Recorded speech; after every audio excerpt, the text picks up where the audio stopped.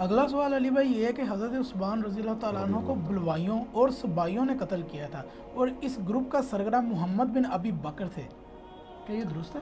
ہاں تو پھر مان لیں کہ حضرت بکر کی اولاد جو ہے سبائی پارٹی ہے. اگر آپ نے یہی ڈیسائیڈ کرنا ہے تو پھر پتہ چل گیا کہ سبائی پارٹی کون سی ہے. بالکل جھوٹ ہے کہ سبائی پارٹی تھی.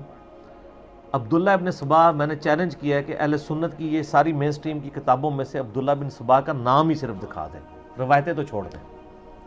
یہ کریکٹر آیا ہے حضرت علی کے زمانے میں، یہ شیعان علی میں سے تھا. اور جس طرح آج نصیریہ ہیں نا حضرت علی کے لیے الوہیت کلیم کرتے ہیں، یہ حضرت علی کو الوہیت کلیم کرتا تھا. حضرت علی نے اسے خود قتل کروایا ہے، بلکہ شیخ زبیر صاحب نے پورا مضمون لکھا ہے جس میں انہوں نے ثابت کیا کہ حضرت علی نے اس کو قتل کروایا ہے. یہ حضرت علی کی شان میں غلوف کرتا تھا. حضرت عثمان کی خلافت سے کیا حضرت علی نے اختلاف کیا ہے؟ انہوں نے تو سب سے پہلے بیعت کی ہے. تو پھر حضرت علی کا تو حضرت عثمان کے ساتھ کوئی جھگڑا ہی نہیں تھا، سوائے اس کے کہ حضرت عثمان کی پالیسی سے جو لوگ ناراض تھے وہ اس معاملے میں ان کو سمجھاتے تھے. میں نے کئی روایتیں پیش کی ہیں، میں دوبارہ نہیں ریپیٹ کرتا. میں نے اس پمفلٹ میں بھی ڈالی ہے کہ شہادت عثمان کے اصلی اسباب کیا تھے، کہ حضرت عثمان کے گورنروں کا ایٹیچیوڈ ایسا تھا کہ عوام الناس ان سے ناراض تھی. صحیح مسلم میں آتا ہے نا، ولید بن عقبہ نے شراب پی کے نماز پڑھا دی فجر کی، پھر پوچھتا ہے جی 2 پڑھائی ہیں 4، ٹھیک ہے نا. تو پھر آگے جناب، اب جب صحیح بخاری میں اس واقعے کا ذکر حضرت عثمان والے چیپٹر میں موجود ہے، صحیح مسلم میں تو ڈیٹیل ہے نا. تو حضرت عثمان کہتے ہیں مجھے لوگ کہہ رہے ہیں کہ یہ اپنے رشتہ دار کو، بھائی لگتا تھا نا ستیلا، اس کو کوڑے نہیں لگوائے گا تو میں تو کوڑے لگواؤں گا. حضرت علی پاس بیٹھے تھے تو انہوں نے کہا علی اٹھ اس کو کوڑے لگا. تو حضرت علی نے کہا حضرت حسن ابن علی کو، اپنے بیٹے کو، کہ حسن اٹھو کوڑے لگاؤ. تو حضرت حسن نے کیا کہا تھا؟ انہوں نے کہا تھا جو اس کی میٹھی کھاتا وہی کڑوی چکھے. میٹھی کون کھاتے ہیں؟ یعنی حضرت عثمان خود.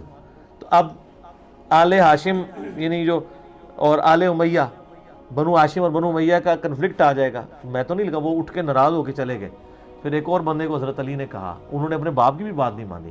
اس سے آپ ریونج کا انداز دیکھیں. تو انہوں نے 40 کوڑے جب پورے تو حضرت علی نے کہا کہ نبی علیہ السلام، ابو بکر عمر کا طریقہ مجھے پتہ ہے، حضرت عمر نے یہ 40 کو 80 کر دیا تھا، میں 40 کو بھی صحیح سمجھتا ہوں، 80 کو بھی، بس 40 پہ ہی روک دو.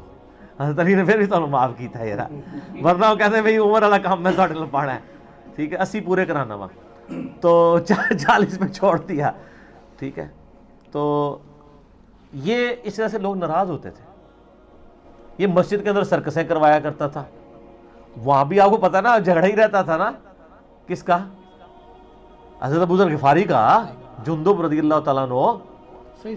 ہاں وہ فلمایا نہیں انہوں نے سین، وہ ایک جادوگر بلایا ہوا تھا جو کہتا تھا جی میں جناب گدھے کے منہ سے داخل ہو کے ادھر سے نکلوں گا، میں قتل کر کے زندہ کر دوں گا.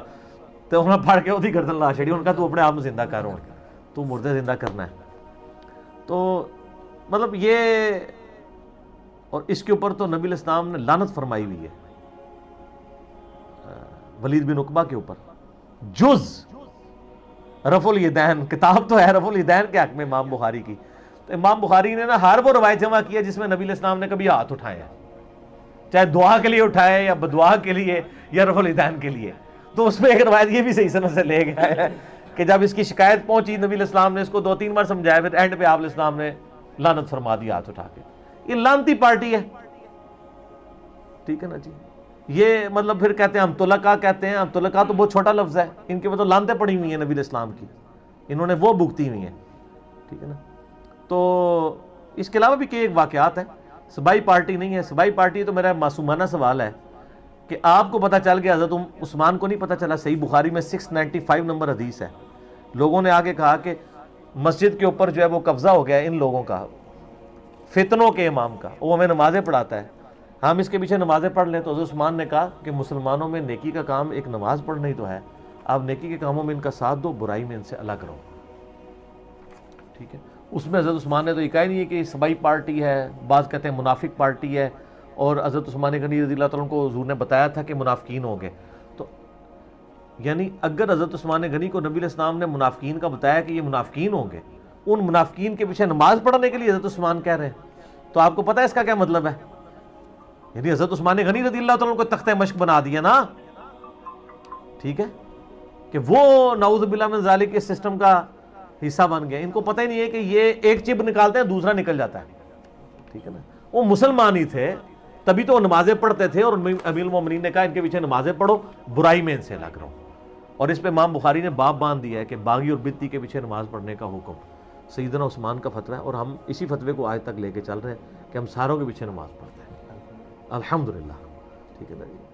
کیونکہ ہم آج کے لوگوں کو قاتلین عثمان تو نہیں سمجھتے، ان سے بدتر بھی نہیں سمجھتے.